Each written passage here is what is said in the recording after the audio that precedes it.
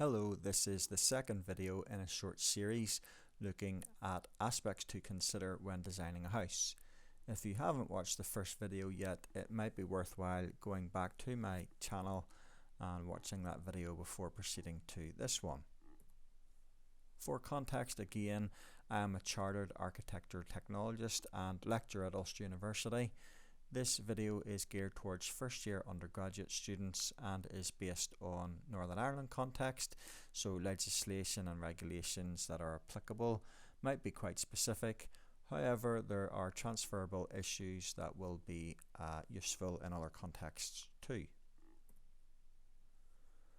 For this project and series of videos, a brief has been used.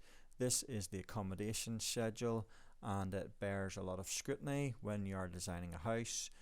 It is to be a two-storey house with the schedule of accommodation shown here, thinking of kitchen, dining, living being open plan, a master bedroom, 3 good sized bedrooms for the children, and then a bathroom with a separate bath and shower, and so on. As I've said, an accommodation schedule like this is very important and you need to make sure that it is accommodated for in the design. And then when you are designing the house, it's very important to get the overall area correct. So just to note, the last point there is the overall internal area is to be approximately 150 meters squared. That does not mean that each floor can be 150 meters squared. It means that the two floors added together must be a total internal area of 150 meters squared. However, within the project brief there is some variation, and the garage, if this is attached to the house, doesn't need to be included in that. Again, some students may have the option of putting on a sunroom. This area is not included in the 150 either. Just to look at the site context again, this is the Ordnance Survey map, and we have the site shown roughly in the middle here with an outline in red. When you are drawing your own plan for the site, you need to draw the boundary of the site accurately. Notice that there are 12 plots in total on the site, and remember that towards the front there is a coastal aspect, views over the sea. So plots 11 and 12, for example, may have a view out over Belfast Lough. And then in terms of the overall layout for the site, keep the entrance towards the front here. Please bear in mind that along that road there is access to the back of houses and shops here. They are mostly accessed as well from the front, but there is this access to the rear. In terms of the road, keep the road going down the center, but it is possible to vary the bottom end of the site a little bit, possibly having some of the plots rotated in a different way. You may want to have access for a public pathway here. However, it is not permissible to have a road entrance at this site or this side of the site. With the protection order at the back wall there, you need to keep that back wall as is, and also with the presence of large trees down the side of the site, it's probably best to not take the road right up to that and leave that side of the site free from construction. Looking at the site a little bit closer then, please make sure that there's sufficient room for the road and for the footpath. It's possible to get away with not having footpath maybe on both sides of the road down at the bottom end of the site. It depends on your space usage and safety and things like that. But a roundabout or some other arrangement at the bottom end of the site is possible. Looking at plot 1 as an example then, you need to remember that as well as there being an external boundary on the left hand side here, that is Shaftesbury Park. There are also the tall trees here. At the front of the site there is the pathway and the main access road down the site.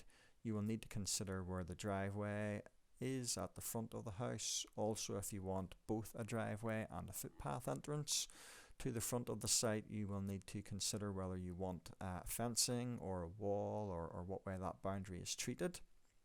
Remember that at the front of the site and down the side of plot 1, there's an electricity substation here, so you may want to think about the boundary treatment down this side and how that is affected. Also, there is a possibility of communal space here, whether that is planting or grass, or maybe site signage, some way to mark the front of the site. On the plot itself, there's an indicative layout at the moment for where the house would be and the garage. Remember that there will be an adjoining wall, a common wall or party wall between the two parts of the house, or the two parts of the houses.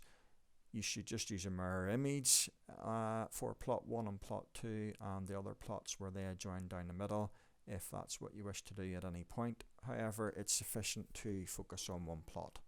To the front of the site, definitely consider where the car parking is going to be. If you want any planting, think about things like security. Do you need a gate between the garage and the house, or what way that's all arranged? To the rear of the site, you will want to think about the boundary between plot 1 and plot 2. Again, is that a hedge, a wall, or fencing? You may want to have some timber decking for barbecue, or for seating out in the sun. Depends where the sun is. Remember to think about the north point and the path of the sun for the different plots. Also, things like where your bins might be stored, where a washing line would be, and other aspects like that. To the opposite side of the site then, where plot 11 is, again similar things apply. Remember that to the rear of plot 11 there is also the public access to McKean's Avenue, and plot 10, 9, 8 as you go up. Remember that there is a public access pathway here, so you might want to think about privacy at the back end of the site. You should also think about privacy between the sites and how different things are arranged. For some of the students that have already looked at this module in first semester, they had the option of integrating the garage or having a sunroom out the back of the house as well. But again, just think about how everything is arranged. Looking at plot 6 then as another example, this is down the rear end of the site, and the orientation of the page has changed just to accommodate that, so think carefully about how you're going to present your drawings. I have done a quick sketch of the individual plot here. Again, thinking about the north point, the red arrows indicate where the different entrances are, so the front door here, maybe a side entrance at a utility room, and then easy access between that utility room and the garage. Potentially there could also be another set of doors from maybe a kitchen or the dining room to the main part of the house. Any of these drawings that you are doing that are like a site location map or a site block plan, please do show the boundary clearly and what's happening on the site. There will be variation on what is required from each student depending on your discipline. So hopefully that gives you a good idea of what to do on the site. Think of all these aspects and see what you can come up with in your groups. Again, please feel free to like and subscribe, and hopefully this video is useful even to other people. Thank you very much.